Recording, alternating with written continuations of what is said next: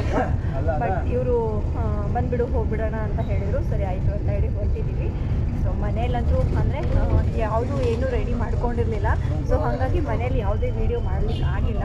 ಹಾಗಾಗಿ ಬಸ್ಸಲ್ಲಿ ಹೋಗ್ತಾ ಫ್ರೀ ಇರ್ತೀನಲ್ಲ, ಅವಾಗ ಹೇಳಿದ್ರೆ ಆಯಿತು, ವೀಡಿಯೋ ಮಾಡಿದ್ರೆ ಆಯಿತು ಅಂತ ಅಂದ್ಕೊಂಡೆ. ಸೊ ಇವಾಗ ಬಂದುಬಿಟ್ಟು ಟೈಮ್ ಬಂದುಬಿಟ್ಟು 8:02. ಸೊ ಚಿತ್ರದುರ್ಗಕ್ಕೆ ಹೋಗಿ ಮತ್ತೆ ಮುಗಿಸ್ಕೊಂಡು ಅಲ್ಲಿಂದ ಎಲ್ಲಿಗೆ ನಮ್ಮ ಪಯಣ ಅಂತ ಹೇಳಿ ಸೊ ಹೇಳ್ತೀನಿ. ಇವಾಗ ಚಿತ್ರದುರ್ಗಕ್ಕೆ ಹೋಗಿ ಮತ್ತೆ ವೀಡಿಯೋನ ಕಂಟಿನ್ಯೂ ಮಾಡಿ.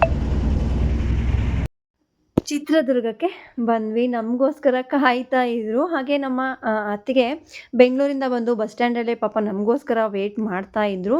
ನಾವು ಬರೋದೇ ಸ್ವಲ್ಪ ಲೇಟ್ ಆಯಿತು. ಮತ್ತು ನಮಗೆ ವೆಯ್ಟ್ ಮಾಡಿ ಅವ್ರ ಕಾರಲ್ಲೇ ನಮಗೂ ಕರ್ಕೊಂಡು ಬಂದರು. ಚೌಟ್ರಿಗೆ ಬಂದ್ವಿ. ಇಲ್ಲಿ ಆವಾಗಲೇ ಮದುವೆದೆಲ್ಲ ಕಾರ್ಯಗಳು ನಡೀತಾ ಇದ್ವು. ಸೊ ಸಿಂಪಲ್ಲಾಗಿ ತುಂಬಾ ಚೆನ್ನಾಗಾಯಿತು ಮದುವೆ. ಹಾಗೆ ಎಲ್ಲರೂ ಕಸಿನ್ಸ್ ಇವ್ರ ಕಸಿನ್ಸು, ಅತ್ತಿಗೆ ಕಸಿನ್ಸು ಎಲ್ಲರೂ ಇರ್ತಾರಲ್ಲ, ಎಲ್ಲರ ಜೊತೆಗೂ ಸೇರಿ ಮಾತಾಡ್ಕೊಂಡ್ವಿ. ಎಲ್ಲರೂ ಹೇಳ್ತಾಯಿದ್ರು, ಸೊ ನಮಗೆ ಇವಾಗ ಟೈಮೇ ಇರೋದಿಲ್ಲ ಮನೇಲಿ ಕೆಲಸ ಮಾಡ್ಕೊಳ್ಳೋದು ಮತ್ತು ಬೇರೆ ಬೇರೆ ಕೆಲಸಗಳಂತ ನಾವು ಬ್ಯುಸಿ ಆಗಿಬಿಡ್ತೀವಿ. ಸೊ ಈ ಥರ ಫಂಕ್ಷನ್ಗಳಿದ್ದಾಗ ನಾವು ಎಲ್ಲರೂ ಭೇಟಿ ಆಗಬೇಕು. ಸೊ ನಮ್ಮದು ಏನೇ ಕೆಲಸ ಇದ್ರೂ ನಮಗೋಸ್ಕರ ಅಂತ ಟೈಮ್ ತೆಗೆದು ನಮ್ಮವರು ಸಿಗ್ತಾರೆ ಅಂತ ಹೇಳಿ ನಾವು ಯಾವುದೇ ಫಂಕ್ಷನ್, ಮದುವೆ ಏನೇ ಆಗಲಿ ಸಿಗಬೇಕು.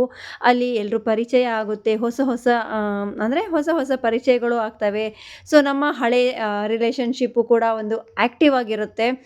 ಇಲ್ಲಾಂದರೆ ದೂರ ಆಗಿಬಿಡ್ತವೆ ಸಂಬಂಧಗಳು ಅಂತ ಹೇಳ್ತಾ ಇದ್ರು. ಹಾಗೆ ಒಂದು ಮದುವೆಯಲ್ಲಿ ಒಂದು ಸ್ವಲ್ಪ ಎಲ್ಲರ ಜೊತೆಗೂ ಫೋಟೋಸ್ ಎಲ್ಲ ತೆಕ್ಕೊಂಡ್ವಿ. ಫೋಟೋಸ್ ಎಲ್ಲ ತೆಕ್ಕೊಂಡು ಇನ್ನೇನು ಊಟ ಟೈಮ್ ಆಯಿತು. ಇನ್ನು ನಾವು ಅಲ್ಲಿಂದ ಮತ್ತೆ ಹೊರಡಬೇಕಾಗಿತ್ತು. ಊಟನೂ ಕೂಡ ತುಂಬಾ ಚೆನ್ನಾಗಿತ್ತು. ಸೊ ಬಿಳೆ ಹೋಳಿಗೆ, ಕುರ್ಮ, ಪಲ್ಯ, ಕೋಸಂಬರಿ ಎಲ್ಲ ಸಖತ್ತಾಗಿತ್ತು ಊಟ. ಹಾಗೆ ಹೋಳಿಗೆ ಕೂಡ ಇತ್ತು. ಈ ಬಿಸಿಲಲ್ಲಿ ಏನೇ ಆಗಲಿ, ಎಷ್ಟೇ ಚೆನ್ನಾಗಿರಲಿ, ಸೊ ಅಷ್ಟೊಂದು ತಿನ್ನಲಿಕ್ಕೂ ಆಗಲ್ಲ. ಒಂದು ಲಿಮಿಟರಿ. ನನ್ನ ಮನೆಯವರು, ನಮ್ಮ ಅತ್ತಿಗೆ ಅಂತೂ ಅದೇನು ಊಟ ಮಾಡ್ತಾಯಿದ್ದೀರಾ, ಹಾಗೆ ಬಿಡ್ತಾ ಇದ್ದೀರಲ್ಲ ಎಲ್ಲ ಅಂತ ಹೇಳಿ ಹಾಕ್ಕೊಂಡೆ. ನನಗೆ ಯಾಕೋ ಊಟನೇ ಸೇರಿಲ್ಲ ಫ್ರೆಂಡ್ಸ್. ಟೇಸ್ಟ್ ಮಾತ್ರ ಚೆನ್ನಾಗಿತ್ತು. ಅಡುಗೆ ಎಲ್ಲ ಚೆನ್ನಾಗಿತ್ತು.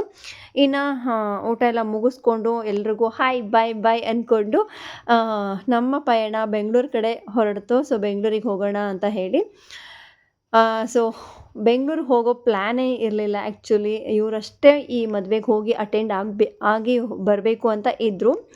ಇನ್ನು ನಾನು ಮದುವೆಗೆ ಬಂದಿದ್ದು ತುಂಬಾ ಖುಷಿಯಾಯಿತು. ಎಲ್ಲರೂ ಸಿಕ್ಕರು, ಎಲ್ಲರೂ ಮಾತು ಕೇಳಿನೂ ಖುಷಿಯಾಯಿತು. ಸೊ ಅಲ್ಲೊಬ್ಬರು ಇವ್ರ ಕಸಿನ್ ಹೇಳಿದ್ದು ಅದು ಇಷ್ಟ ಆಯಿತು ನನಗೆ. ಸೊ ಈ ಥರ ಫಂಕ್ಷನ್ಸ್ಗಳಲ್ಲಿ ಎಲ್ಲರೂ ಸಿಕ್ಕಾಗ ಇನ್ನೂ ಬಾಂಡಿಂಗ್ ಬೆಳೆಯುತ್ತೆ ಅಂತ ಹೇಳಿ ಅದು ತುಂಬಾ ಇಷ್ಟ ಆಯಿತು. ಸೊ ಇನ್ನು ಬೆಂಗಳೂರಿಗೆ ಬಂದ್ವಿ. ಸಾಕಾಗ್ಬಿಟ್ಟಿತ್ತು. ಬಂದ ತಕ್ಷಣ ಪಾಪ ನಮ್ಮ ಅತ್ತಿಗೆ ಮತ್ತೆ ಫ್ರೆಶ್ ಆಗಿ ಅವರು ಟೀ ಬೇಕಿರೋರಿಗೆ ಟೀ, ಕಾಫಿ ಎಲ್ಲ ಮಾಡಿಕೊಡ್ತಾಯಿದ್ರು. ಇನ್ನು ನಾನು ಮುಖ ಎಲ್ಲ ತೊಳ್ಕೊಂಡು ಕುತ್ಕೊಂಡೆ. ಸಾಕಾಗ್ಬಿಟ್ಟಿತ್ತು. ಬೆಳಗ್ಗೆ ಬೇಗ ಎದ್ಬಿಟ್ರೆ ನನಗೆ ನಿದ್ದೆ ಎಳಿತಾ ಇರುತ್ತೆ. ಸೊ ಅದೇನೋ ಗೊತ್ತಿಲ್ಲ, ಮುಂಚೆ ಎಲ್ಲ ಹಂಗೆ ಆಗ್ತಾ ಇರಲಿಲ್ಲ. ಇತ್ತೀಚೆಗೆ ಬೆಳಗಿನ ಜಾವ ಬೇಗ ಎದ್ಬಿಟ್ರೆ ಆಮೇಲೆ ಮೂಡ್ ಆಫ್ ಆಗ್ತಾ ಇರುತ್ತೆ, ನಿದ್ದೆ ಸರಿಯಾಗಿಲ್ಲ ಅಂತಂದರೆ. ಇನ್ನು ನಾನು ಡ್ರೆಸ್ ಎಲ್ಲ ಸೀರೆ ಎಲ್ಲ ಚೇಂಜ್ ಮಾಡಿಕೊಂಡು ಫ್ರೆಶ್ ಆಗಬೇಕಿತ್ತು. ಬಂದ ತಕ್ಷಣ ಹಾಗೆ ಕುತ್ಕೊಂಡೆ. ಪಾಪ ಅವರು ಕಾಫಿ ಎಲ್ಲ ಮಾಡಿಕೊಟ್ಟು ಇನ್ನು ಅಡುಗೆ ಏನು ಮಾಡಬೇಕು, ನಾವೆಲ್ಲ ಬೇರೆ ಬಂದಿದ್ದೀವಿ. ಇನ್ನು ಬಟ್ಟೆ ಹಾಗೆ ಅಂದರೆ ಫೋಲ್ಡ್ ಮಾಡೋವು ಇಷ್ಟೊಂದು ಇದ್ವು ಪಾಪ. ಸೊ ಅವರು ಕೂಡ ಬೆಳಗ್ಗೆನೇ ಬೇಗ ಎದ್ದು ರೆಡಿಯಾಗಿ ಹೊರಟಿದ್ದರು. ಇನ್ನು ಮನೆ ಕೆಲಸ ಎಲ್ಲ ಇದೆ. ಸೊ ಫೈನಲಿ ಈ chicken item, non veg item ಅಂತ ಅಂದರೆ ಬೇಗ ಆಗಿಬಿಡುತ್ತೆ. ಹಾಗಾಗಿ ಇಲ್ಲಿ ನೋಡಿ, ಸಿಲಿಂಡ್ರ್ ಇಲ್ಲದೆ ಇರೋ ಕಾರಣ ಎಲೆಕ್ಟ್ರಿಕ್ ಸ್ಟವ್ ಅವ್ರ ಹತ್ರ ತುಂಬ ಮುಂಚೆಯಿಂದನೇ ಇತ್ತು, ತೆಗೆದಿಟ್ಟಿದ್ರಂತೆ. ಇನ್ನು ಈಗ ಯೂಸ್ ಆಗುತ್ತಲ್ವಾ, ಸೊ ಸಿಲಿಂಡ್ರ್ ಉಳಿಸೋಕ್ಕೋಸ್ಕರ ಈ ಸ್ಟವ್ನೂ ಕೂಡ ಇದರಲ್ಲೂ ಕೂಡ ಮಾಡ್ತಾ ಇದ್ದಾರಂತೆ ಅಡುಗೆಗಳೆಲ್ಲ. ಸೊ ಇದರಲ್ಲಿ ಚಿಕನ್ ಡ್ರೈ ಮಾಡಿದರೆ ಆಯಿತು ಅಂತ ಹೇಳಿ ಇದಕ್ಕೆ ಅದರದ್ದೇ ಆದ ಪಾತ್ರೆಗಳು ಇರಬೇಕು. ಸೊ ಇನ್ನು ಅವರು ಎಲ್ಲ ರೆಡಿ ಮಾಡ್ತಾ ಇದ್ದಾರೆ. ನಾನು ಕೂಡ ಫ್ರೆಶ್ ಆಗಿ ಏನಾದರೂ ಸ್ವಲ್ಪ ಮಾಡೋಣ ಅಂತ ಬಂದೆ. ಇನ್ನು ಬಿರಿಯಾನಿ ಮಾಡಿಬಿಟ್ರೆ ಈಸಿಯಾಗಿ ಆಗಿಬಿಡುತ್ತೆ. ತರಕಾರಿ ಅಡುಗೆ ಮಾಡೋದಕ್ಕಿಂತ ಈ ಥರ ನಾನ್ ವೆಜ್ ಅಡುಗೆ ಅಂತೂ ಇನ್ನೂ ಸ್ವಲ್ಪ ಬೇಗನೆ ಆಗುತ್ತೆ ಅಂತ ಅನಿಸ್ಬೋದು. ಎಲ್ಲರೂ ಖುಷಿಯಾಗೂ ತಿಂದು ಊಟ ಮಾಡ್ತಾರೆ. ಆಮೇಲೆ ಅದು ಬೇಡ ಇದು ಬೇಡ ಅನ್ನೋದು ಇಲ್ಲ ಮಕ್ಕಳು ಕೂಡ.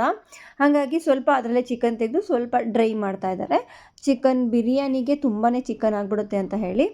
ಆಮೇಲೆ ರಾತ್ರಿ ನಾವು ಊಟ ಮಾಡಿದ ವೀಡಿಯೋನೇ ಮಾಡೋಕ್ಕಾಗಿಲ್ಲ. ನನಗೂ ಸಾಕಾಗ್ಬಿಟ್ಟಿತ್ತು, ನೆನಪು ಆಗಿಲ್ಲ ನನಗೆ ವೀಡಿಯೋ ಮಾಡಬೇಕು ಅಂತ ಹೇಳಿ. ಇನ್ನು ನಮ್ಮ ಅತ್ತಿಗೆ ಬೆಳಗ್ಗೆ ಬೇಗ ಎದ್ದು, ನನ್ನ ಮಗಳು ಕೂಡ ಇಲ್ಲೇ ಬಂದಿದ್ಲು, ಪಿ ಜಿಯಲ್ಲಿ ಇರ್ತಾಳೆ ಅವಳು ಕೂಡ ಇಲ್ಲೇ ಬಂದಿದ್ಲು. ಸೊ ಅವಳಿಗೋಸ್ಕರ ಅವರು 5:05ವರೆಗೆ ಎದ್ಬಿಟ್ಟು ಗೆಣಸು ಅಂತಂದ್ಲು. ಗೆಣಸು ಬೇಯಿಸ್ಕೊಟ್ರು. ಚಪಾತಿ ಸಾರಿ ಅಕ್ಕಿ ರೊಟ್ಟಿ ಹಾಗೆ ಪಲ್ಯ ಅವಳಿಗೂ ತಿಂದ್ಕೊಂಡು ಬಾಕ್ಸ್ ಹಾಕ್ಕೊಂಡು ನಮ್ಮ ಅಣ್ಣ ಇನ್ನು ಮೆಟ್ರೋ ಸ್ಟೇಷನ್ ಹತ್ರ ಬಿಡಕ್ಕೆ ಹೋಗ್ತಾ ಇದ್ದಾರೆ. ಬೆಂಗಳೂರು ಲೈಫು ಹೇಗೆ ಅಂತಂದರೆ ನೈಟ್ ಬರ್ತಾರೆ, ಬೆಳಗ್ಗೆ ಹೋಗ್ತಾರೆ. ಸೊ ಇದಾಗಿತ್ತು ಸಿಂಪಲ್ ಆದ ವಿಡಿಯೋ. ಖಂಡಿತ ನಿಮ್ಮೆಲ್ರಿಗೂ ಇಷ್ಟ ಆಗಿದೆ ಅಂದ್ಕೊಳ್ತೀನಿ ಫ್ರೆಂಡ್ಸ್.